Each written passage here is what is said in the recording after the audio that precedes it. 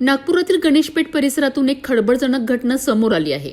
प्रसिद्ध पोदारेश्वर राम मंदिर आणि शीतला माता मंदिर परिसरातील जुन्या राम झुल्याखाली एका तरुणाचा मृतदेह आढळून आल्याने परिसरात एकच खळबळ उडाली आहे।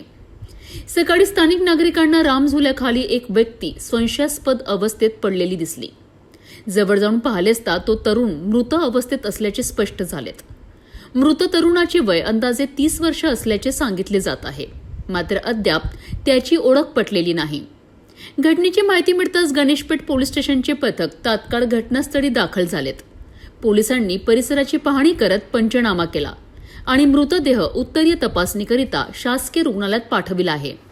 हा मृत्यू नेमका कशामुळे झाला, अपघात, आत्महत्या की आणखी काही संशयास्पद कारण, याचा आता पोलीस तपास करीत आहेत। दरम्यान या घटनेमुळे मंदिर परिसरात काही काळ भीती आणि तणावाचे वातावरण निर्माण झाले होते। मृतकाची ओळख पटविण्याचे काम सुरू असून पोलीस पुढील तपास करीत आहेत।